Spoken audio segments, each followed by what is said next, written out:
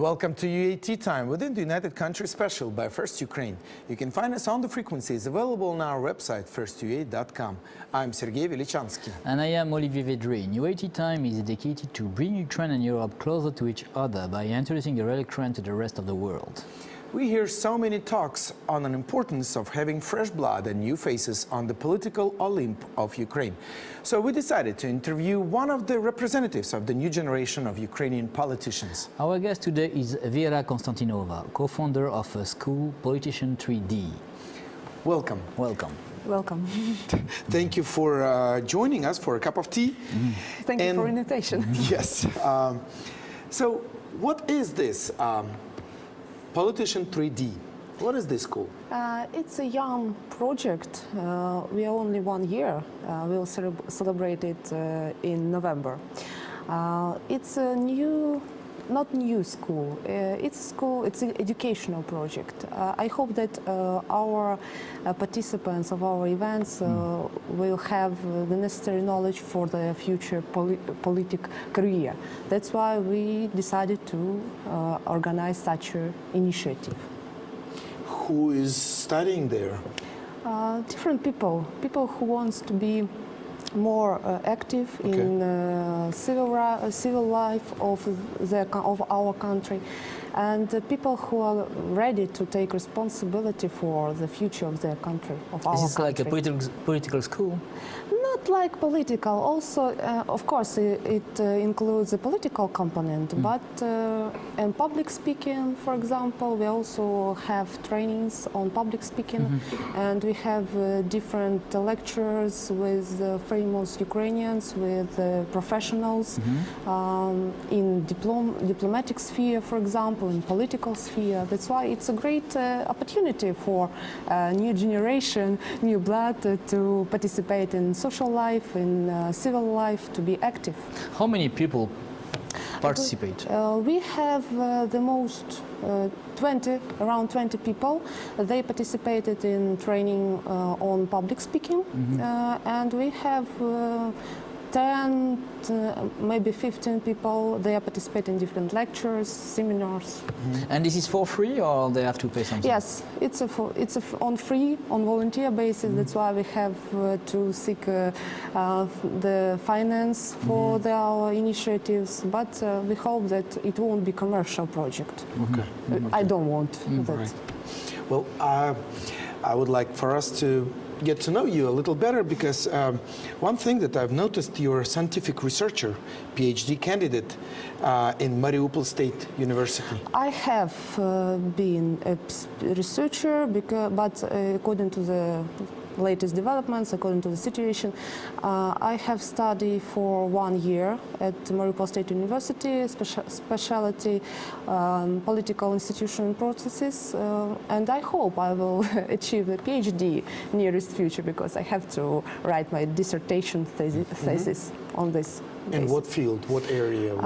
I research in the context of Iranian nuclear program and on the context of non-proliferation regime. It's a very complicated topic, but it deals with very important issues to my mind. Oh, great. And why a young girl like you join politics? It's a very great question for me, because when the Maidan took place, it was painful for me to see those deaths. It was painful for me when my native Mariupol was under aggression by the separatists, and that's why I decided that how can I help my country? How can I help my state? That's why I made a decision to be in politics. You are being from Mariupol. Yes. And in the early days of actually right after Maidan, Mariupol was one of the cities where a lot of citizens of the residents of the city were kind of neutral between Ukrainian separatists, or sometimes were even more in favor, or at least that looked like it. Regarding the preferences of the citizens of Mariupol, it was very difficult to understand what's going on. What's going on in our country, what's going on in our city. That's why for Mariupol, I think that they have to choose. And they have made this choice. We choose our country, we choose Ukraine. That's why I think that the latest developments, the latest events in the context of ceasefire, it's very painful for me to observe this situation. Yeah, and because nervous. you know the people of Mariupol, and I am advisor of George Tukal, the governor of the Oblast, Lugansk Oblast, and I talked with him about the situation of the people. And I know why the people can believe in the Russian propaganda, because they never left the Oblast of Lugansk. And what about Mariupol? Because the Russian propaganda is very efficient. Yes. And first, those citizens of Mariupol, they never left, I think, Mariupol for a large part of them. And what are your suggestions to change this way? You know that the main changes will take place when the people will have the opportunity to travel, the opportunity to visit other cities, other countries. According to my family, I can say that I'm a lucky person. I have an opportunity to visit another countries, have an opportunity to be to see the world, to see the Europe, and that's why I'm not. I hope that. If we will have an economic basis, a strong economy, Ukraine will have an opportunity not to. And we talk about that with George Tuka, and he did one thing, very important event. He invited some children to go in Western Ukraine. And at first he had 35 places, and only 9 children came because of Russian propaganda. And it's not a problem of children, it's a problem of the family. Yes, I know. Yes. And the first travel, only 9. Second travel, 35. Third travel, 50 volunteers. Yeah. And that means that if we do some efforts, we can win very quickly and easily. And what you suggest for Mariupol? You suggest some travel like that, invite children in the western part of Ukraine or in Europe, because this is possible. I am now managing a travel for children from the Oblast of Lugansk to Europe, and I found some European family that are ready to accept 1 children for 1 week or 2 weeks. This is very easy to organize. What is the suggestion? I think that it's a great idea to exchange maybe to establish such programs between eastern and western part of Ukraine. Yeah. I know that there are a lot of programs indeed that have provided an opportunity to exchange between students, between pupils. I think that it's only one opportunity to prevent Russian Federation propaganda. Yeah.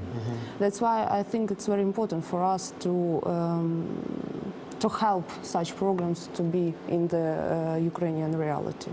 And another problem also I saw when I talked with George Tuka, the problem of the transport, the roads.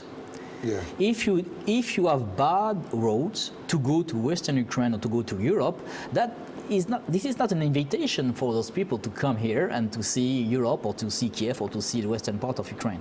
Then really, I think the first one is to do some effort to build new roads, to invite people to come and to see. Well, it belongs to people, Yeah, seriously, roads. I mean, it's not a thing to brag about, but if the people have a plan and the fund and the money to travel to Kiev or to Lviv, regardless of the roads, they will go. But the thing is, they don't have the opportunity and the good enough business to travel. That's what I'm thinking. That's why we need to invite, to support them. Yes, absolutely yes. Right. Absolutely. But here's another thing. As far as overall Ukrainians traveling to the West, to Europe, Vera, I know that you have participated and you have organized some roundtables and you participated in parliamentary hearings and as far as visa-free regime between Ukraine and the EU. Basically the question, will Ukrainians travel to the EU without visas by 2016? Are there any chances for us? You know, it's difficult to give such prognosis because if it will be, it will be great for me. But if won't it be, it's that's all right. We won't. rhetorical question.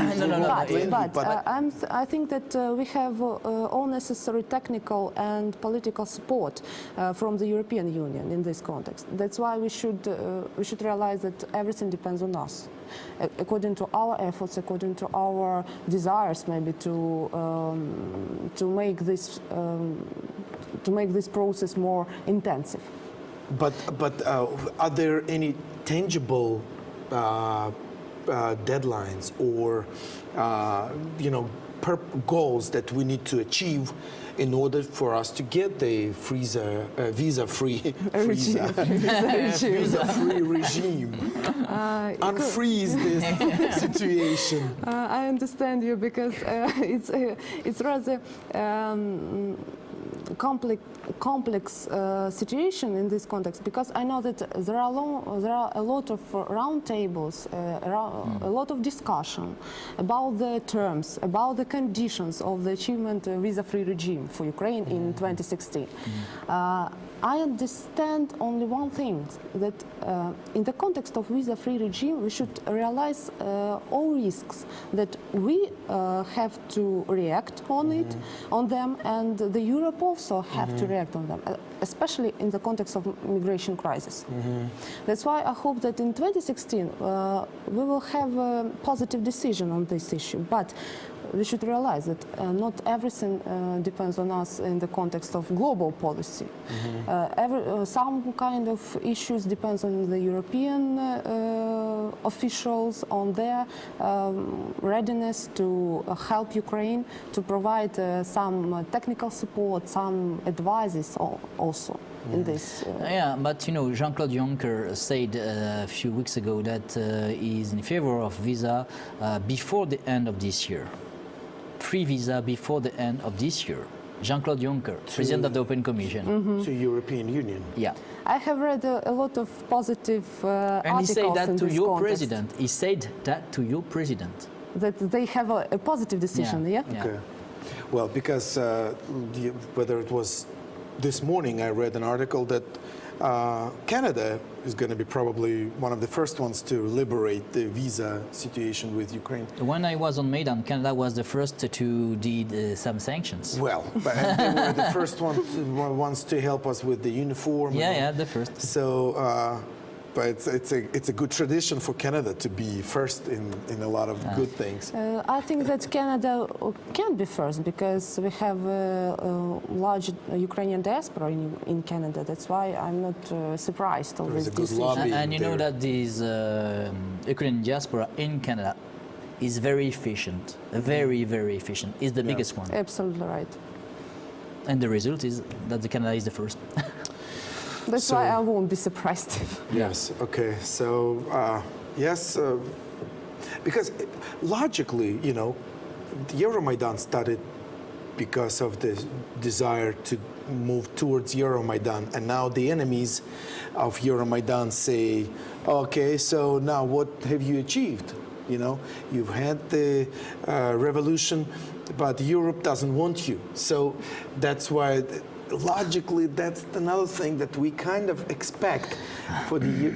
But, of course, you know, with a lot of things that are happening in our country right now, it's kind of probably difficult for it's them. interesting notion that Europe wants us. Not Europe. We should want to be. We should want to be the Europe. We should want to be. Want to implement European values in our country. It's everything about our desire, not I know, only but it's the European. It's going to be different. Difficult if we want, but they don't. No. I think they We want also the marriage. want. No. Mutual love. I am EU expert, and I know very well Brussels, as you know. So there is mutual love. Yes, yes. No, but please, I was in Kharkiv, I was in Dnipropetrovsk, I gave conference in Kharkiv, I gave conference in Dnipropetrovsk. I discussed with some person and they say, yes, what is the result of Maidan, the grievance decrease, we have the war in the east. This is not the result of Euromaidan. This is a result of a bad policy during 20 years. Exactly. 20 years. And That's you have true. to explain that. You are a politician, you have to explain this is the result of 20 years of bad policies, not the result of Euromaidan. That's true. Euromaidan now is a new road, and this new road will be in difficulties. That's normal. And yes, the European Union is in favor of Ukraine, but this is to the Ukrainian people to implement the European value, to work on that, to be ready to go to the EU. Because when you will do your candidacy to go to be a EU member, you will have to be ready. You have to be ready, and this is your job, not our job. You know, according to the association agreement, some kind of different analysis said that we have to, firstly, we have to have an association agreement, and then we will be a candidate. I'm not sure, because we have the deadline, the first deadline, on the 1st of January 2016, we have to be ready for the economic part to enter into force. That's why I think that we should focus on the economic part of the association agreement. And then, in the context of developing this situation, we will have a positive decision in the context of visa-free regime, in the context, for example, of energy reforming process, and so on and so on. And well, this also, as far as I understand. But I think that, yes, you have to work on an economical issue for the 1st January 2016. But in your mind, you have to understand that you have to work to be candidate. Of course, but we have to have put to. it goal. Yeah. But this implies all the changes and reforms that need to be made within the country. We're talking about decentralization. We're talking about social administration reform, right? We're talking about all of those things which are not yet taking place. Oh, come on, you know, Poland took around 15 years to be ready to join the European Union, and Poland was not in the Soviet Union, and you were in the Soviet Union, Yes, and I think that will take maybe 20 years. Yeah. But we should understand that the reforming process is a painful process, not only for Exactly. It's true. for Poland or for other countries who decided to be a part of European Union. As I see that this process won't give the results as soon as possible. Definitely, it's yes. That's a true. long-term process, Yeah. and we will feel the results only maybe in 3 Yes. or 5 years even. But this where we come to the to another question of mine, because on May 12th you co-organized and moderated the roundtable Future of Ukraine through the dialogue between the authorities and civil society. Now the question is, I think one of the main key that the government loses on is the communication with the civil society. Not all the things, all the changes, or all the steps that are being taken are communicated to people. People don't know what is going on. People don't know what to expect. You see what I'm saying? I think that in this context, we should understand that not only government officials should communicate, but also people want to communicate with officials. According to my experience, I have no problems with the communication with the officials. If you want to send a letter, if you want to have some information, you can just do it. No, but that's perhaps yes. But what I'm saying right now is one of the levels of communication is that the government does not communicate to the people. What is not, happening? Sometimes the statements from the government come like 1 week later after things take place. You know, like people were in the turmoil of the currency exchange, the national bank, and all the things that happening. Then the issues with bank loans. The government didn't take the necessary positions to protect the people, or sometimes to even set up the dialogue with the people that it's true, we are in this boat together, so let's discuss. At this time, the people just were left on themselves. There are a lot of initiatives, there are a lot of experts and analytical persons who can give an advice, who can communicate with the public officials and to help them to implement reforms in Ukraine. But we should understand, in the situation of undeclared war, in the situation of hybrid war, not only in Donbass, also the annexation of the Crimea, people should understand that we have a difficult situation, but the situation is under control. It's very important for our citizens to realize that everything, it's not very important now how we live, but it's very important what we do for live better in the future. I think that in the context of communication between government and people, maybe some mistakes we have done, but we realize that you are totally right, say that we are on one boat, and everything depends on our common efforts, not only of the efforts of the government. But that's, yes, but I am agree. I worked on a law, as you know, for foreigners who are fighting in the Ukrainian army, to give that to them a statue, and the law was voted in the Rada next week. Past week, and what I saw that really. You are right. If you want to talk with some deputy in the Assembly of the Rada, it's very easy, and you can propose. And I worked on this law as a foreigner, and that was very interesting. I saw that something is going on, of course, between those deputies and the people. Something is going on, and this something I will identify like a dialogue, but it's personal dialogue. Personal, face-to-face dialogue. Yeah.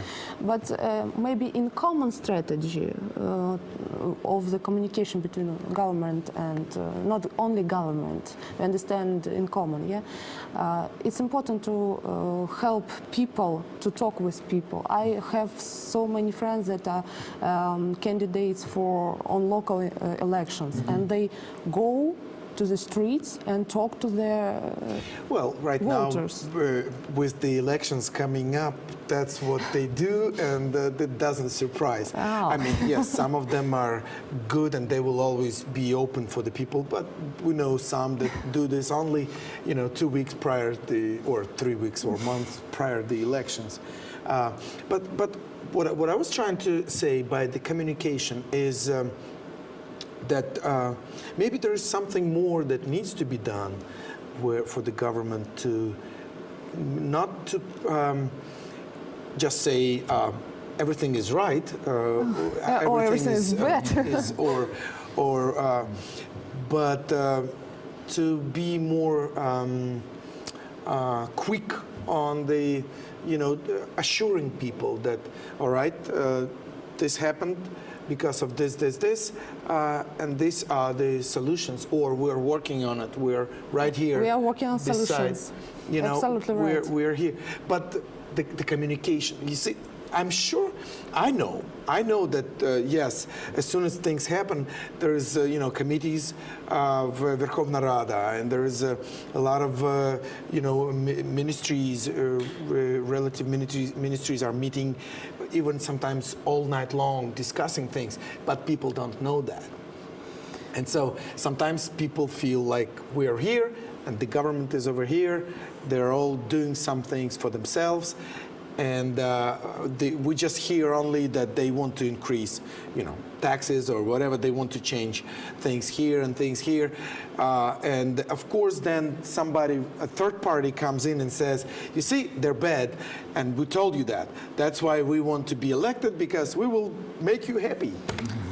It's a kind of populism, maybe. Exactly. But I hope that the most majority of our people understand that the situation in Ukraine is not so bad as it could be. Yeah. That's why we should realize that, of course, I will repeat that we should realize that everything depends on us. In this context, new generation, new leaders, and new people in politics, it's very important. But of course, the most important, these new faces on local level. Mm-hmm. That's why, in the context of the decentralization process, we should realize that it's going on. The process of reforming is going on. Everything depends on the political will, maybe. Most depends on political will. Now, for me, the first issue is that Ukraine has to be unified. And united. What? Yes. United. You should be united. United and unified. And you cannot, please, you are in war. And you can say everything, but you must be unified and united. And this is the first issue. For me, in France, if tomorrow we will be in war, we will be united against our enemy. And this is the first issue for me, for Ukraine. That's exactly what I'm in favor of, and that's what we have over here, United Country, Yes. And seriously, we will... And that's also UAT time. We are here To be united. for United Ukraine. That's the main idea for our program, is to, first of all, show the diversity to the Western people, the diversity and the unity of Ukraine, and that's what we're here. Thank you very much for being with us. Thank you. It was. We just wish you good luck and success with all of the projects that you're involved in, and if there is any way we can cooperate, we are always open. And to help, yeah. Thank you for interesting discussion, interesting questions. Thank you. Thank you so much. It was United Country UAT time by First Ukraine. Our guest was Vira Konstantinova, co-founder of a school Politician 3D. Thanks for joining us for a cup of tea. Olivier, Vedrine and Sergey Velichanskiy were working for you in the studio. Stay with us and we will show to you the real Ukraine. Thank you for being with us. Have a good day and see you soon.